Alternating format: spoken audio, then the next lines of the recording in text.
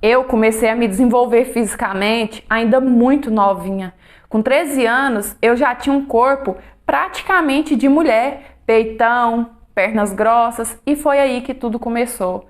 Um dia eu fui em uma das cavalgadas que eu tinha costume de ir com os meus pais, e nessa eu conheci um carinha que eu fiquei encantada por ele e ele por mim. O problema é que ele tinha 25 anos, só que não parecia. Eu achei que ele tivesse menos idade e ele pensou que eu tivesse mais.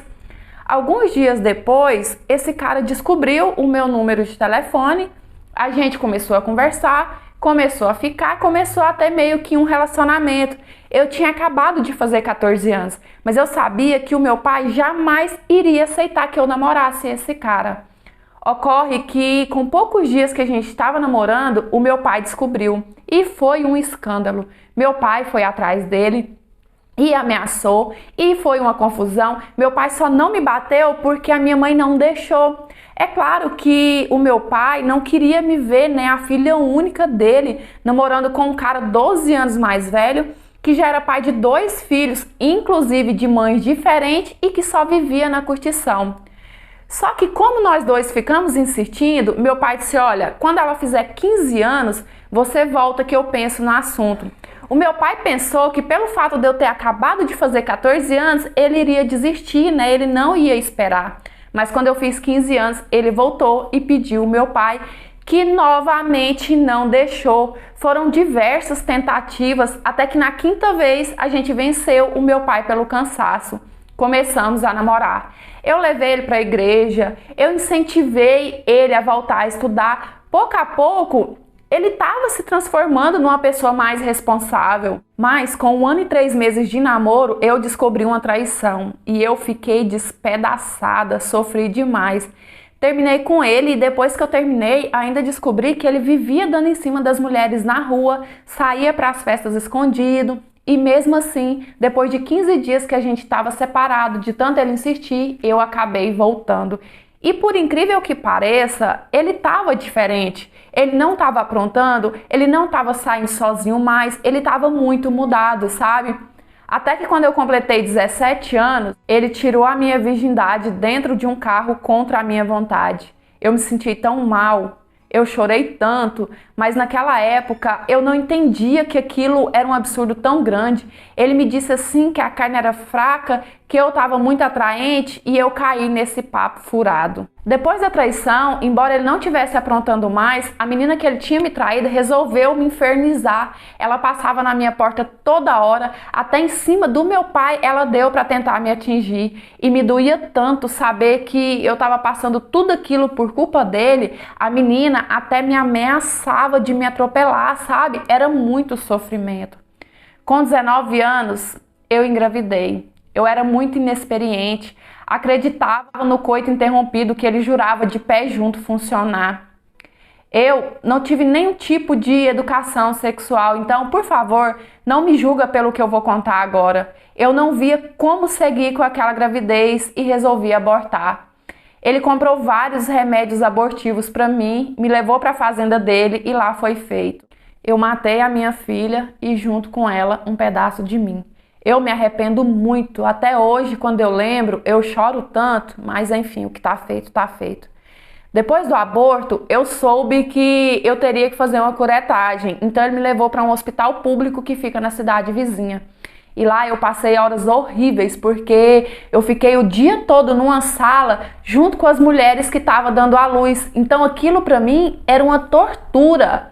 Quando chegou no final do dia, eu tinha que voltar para casa, porque os meus pais não sabiam do que estava acontecendo. Então eu pedi a enfermeira para tirar aquele soro do meu braço, assinei um termo de responsabilidade e voltei para casa. No outro dia, eu inventei uma desculpa melhor para os meus pais. Falei assim que eu teria um congresso na cidade da faculdade e fui.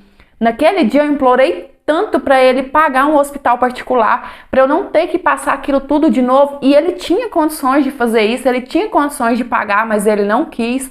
E eu voltei para o hospital público, sozinha, morrendo de medo, porque o homem não podia entrar.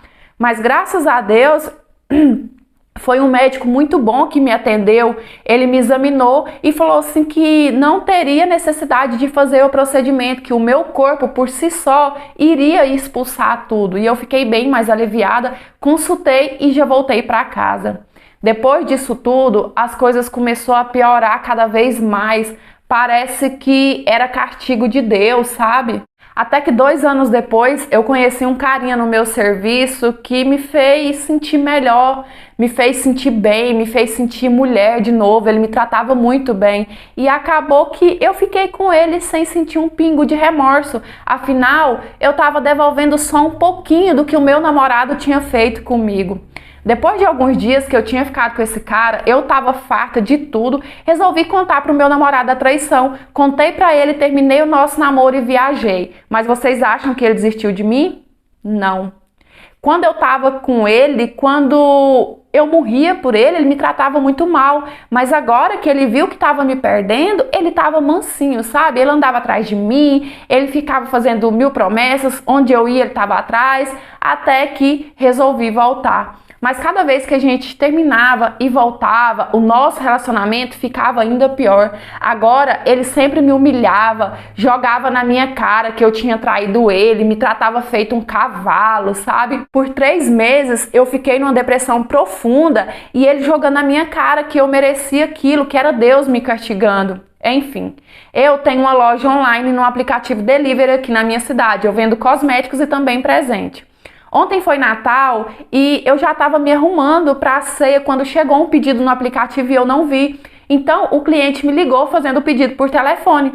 Como eu estava arrumando, eu separei rapidão e pedi para o meu namorado entregar enquanto eu terminava de me arrumar, né? E meu namorado foi. Quando o meu namorado chegou lá, ele viu que o tal cliente era aquele cara que eu tinha ficado. E quando o meu namorado retornou, ele chegou transtornado, falando assim que eu fiz isso de propósito, que eu sabia, por isso que eu mandei ele lá, sendo que já tem tanto tempo que isso aconteceu. Só que a gente terminou e voltou tem mais de 2 anos, então não faz sentido. E outra coisa também, o meu namorado mesmo falou que o cara pediu para a mulher dele estava no apartamento junto com ele, mas mesmo assim ele ficou me infernizando, falando assim que eu fiz de propósito. E ele acabou com a graça do Natal, ele acabou com a graça da minha ceia, sabe? Eu fiquei deprê, pra baixo, enfim. Com ele eu vivi os piores momentos da minha vida. Tipo, a gente teve alguns momentos bons sim, mas os momentos ruins superaram os bons, sabe?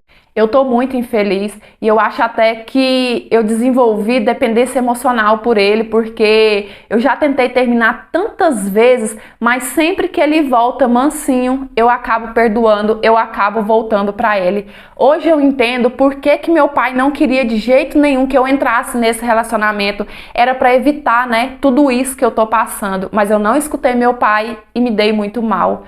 Mas eu peço a Deus, sabe, que me tira dessa situação, que me dê forças para eu sair desse relacionamento e que coloque na minha vida um homem bom, um homem honrado, um homem de verdade que me respeite, que me ame e que sonhe em ter uma família comigo. Oi, meus amores, tudo bem com vocês? Eu espero que sim. Antes que vocês falem aqui nos comentários que ela deveria fazer uma terapia, né, pra poder se livrar desse cara e tal, eu já falei isso pra ela e ela me disse que já tá fazendo. Eu só queria deixar uma observação aqui pra vocês verem como é a dependência emocional. Ela sabe que ela tá infeliz, ela sabe que ele faz muito mal pra ela, ela sabe que com ele ela viveu os piores momentos da vida e mesmo assim ela não consegue terminar. Mesmo assim, ela não consegue se livrar dele. Por quê? Porque não é um amor, porque não é um gostar, porque não é escolha dela. É uma dependência emocional, como o nome mesmo já diz. Como uma dependência de um álcool, uma dependência de uma droga, né? Precisa de um tratamento para se livrar desse sentimento, para se livrar dessa situação. Mas enfim, eu espero que ela consiga o mais breve possível, tá? Desejo aí que ela se cure, que ela consiga se livrar desse cara, porque ninguém merece. E tudo já começou errado quando ele, um cara de 25 anos, né? Começou a namorar, começou a se envolver com uma menina de 13 anos. Mas enfim, é isso. Eu espero muito que vocês tenham gostado demais dessa interpretação de hoje. Dê seu joinha, se inscreva, ativa o sininho de notificação para o YouTube te avisar quando eu postar a história nova. Me siga no Instagram, é esse que tá passando na sua telinha, lá eu fico muito mais pertinho de vocês. E se você quiser me enviar a sua história para eu estar lendo, analisando e quem sabe ela aparecer ou nesse canal ou no outro, é nesse e-mail que tá aparecendo aqui na sua telinha. Lembrando que os nossos canais, a interpretação de história de vida não é conto adulto nem nada do tipo. E as histórias que eu interpreto são reais, baseadas em fatos reais e muitas das vezes até fictícia. Eu sempre gosto de lembrar, porque a minha intenção não é enganar ninguém, a minha intenção é trazer entretenimento para vocês, uma troca de experiência e muitas histórias deixam uma lição de vida no final, tá certo? E é isso, beijão, fiquem com Deus, fiquem em paz, até os próximos, tchau, fui!